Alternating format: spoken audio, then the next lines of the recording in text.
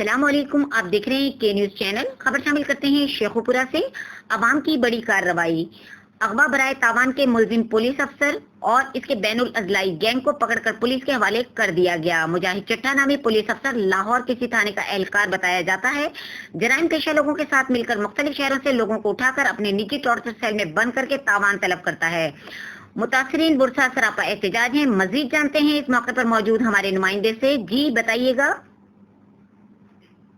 तेरा बच्चे ते की वकूआ है ਤੁਹਾਡਾ? सर तारक मेरा नाम है। असी घाटा डेरे ते रहने आ और संगरों नहीं गया हाँ रश्का चलाने उत्थे एक मुंडा टकरिया वाकफ सी ते ਉਹ ਉਹਨਾਂ ਦੇ ਨਾਲ ਜਿਹੜਾ ਰਲਿਆ ਸੀ ਤੇ ਉਹਨੇ ਪਿੱਛੋਂ ਉਹਨਾਂ ਦੇ ਨਾਲ ਉਹਦੀ ਗੱਲਬਾਤ ਹੁੰਦੀ ਪਈ ਸੀ ਤੇ ਉਹ ਗਿਆ ਸਾਨੂੰ ਜੋਈਆਂ ਵਾਲੇ ਮੋੜ ਤੇ ਆਂਦਾ ਸੀ ਵੀ ਆਓ ਤੁਹਾਨੂੰ ਖਾਣਾ ਖਵਾਵਾਂ ਉੱਥੋਂ।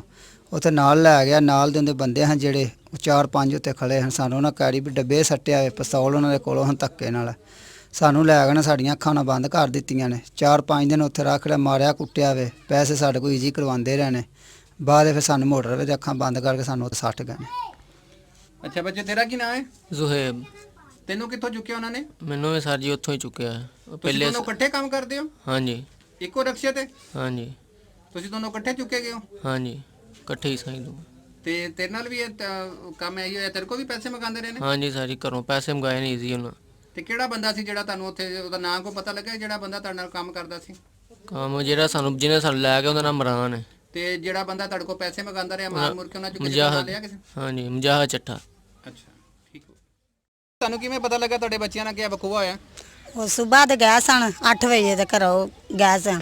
ਸ਼ਾਮੀ ਇਹਨਾਂ ਫੋਨ ਕੀਤਾ ਵੇ ਬੱਚਿਆਂ ਨੇ, ਉਹਨਾਂ ਨੂੰ ਮਾਰਦੇ ਕੁੱਟਦੇ ਸਨ ਤੇ ਉਹਨਾਂ ਆਖਿਆ ਵੀ ਸਾਨੂੰ ਇਹਨਾਂ ਗਵਾਹ ਕੀਤਾ 1.5 ਲੱਖ ਰੁਪਏ ਗਿਆ ਸਨ, 2 ਬੱਚਿਆਂ ਦੇ ਦਿਓ ਤੇ ਵੀ ਇਹਨਾਂ ਨੂੰ ਛੱਡ ਦਿਆਂਗੇ। ਤੇ ਫਿਰ ਅਸੀਂ ਕਿਸ਼ਤਾਂ ਨਾਲ ਪੈਸੇ ਇਹਨਾਂ ਨੂੰ ਕਰਾਏ। ਕਿਸ ਤਰ੍ਹਾਂ ਦਿੰਦੇ ਰਹੇ ਹੋ ਪੈਸੇ? ਲੋਡ ਹੁੰਦੀ ਸਿਮ ਤਾਰਕ ਸਿਮ ਚੱਲਣ ਦੀ ਸੀ ਤੇ ਉਹਦੇ ਤੇ ਲੋਡ ਨਾਂ ਤੇ ਸਿਮ? ਤਾਰਕ ਦੇ ਨਾਂ ਤੇ ਉਹਦੇ ਤੇ ਲੋਡ ਅਸੀਂ ਕਰਾਉਂਦੇ ਰਹੇ। ਤੁਹਾਨੂੰ ਕਿਵੇਂ ਪਤਾ ਲੱਗਾ ਕਿ ਉਹ ਪਾਰਟੀ ਤੁਹਾਡੀ ਹੈ ਜਿਹੜੀ ਨਾ ਜਿਹਨੂੰ ਤੂੰ ਉੱਥੇ ਆ ਰਹੀ ਹੈ ਸ਼ਰਕਪੁਰ ਚੌਕ 'ਚ? ਸਾਨੂੰ ਇਮਰਾਨ ਤੇ ਕੁਝ ਸ਼ੱਕ ਸੀ ਤੇ ਇਮਰਾਨ ਨਾਲ ਸੜਾ ਤੋਂ ਅੱਗੇ ਫੋਨ ਤੇ ਗੱਲਾਂ ਕਰਦਾ ਸੀ। ਕੁਝ ਸ਼ੱਕ ਪਿਆ ਸਾਨੂੰ। ਅਸੀਂ ਫਿਰ ਇਮਰਾਨ ਦੇ ਮਗਰ ਰਹੇ ਆ। ਉੱਥੇ ਇਮਰਾਨ ਦੇ ਕੋਲ ਨਾ ਕੈਰੀ ਡੱਬੇ ਦੇ ਵਿੱਚ ਉਹੋ ਹੀ ਬੰਦੇ ਆਏ ਨੇ, 6-7 ਜਣੇ ਸਨ।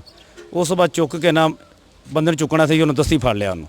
ਫਿਰ ਪੁਲਿਸ ਆਈ, ਹੌਸਨ ਕੋਲ ਥਾਣੇ ਸਾਂ ਦਿੱਤਾ ਜਾ ਕੇ ਉਹਨਾਂ ਨੂੰ, ਥਾਣੇ ਦੇ ਕੇ ਆਏ ਆ।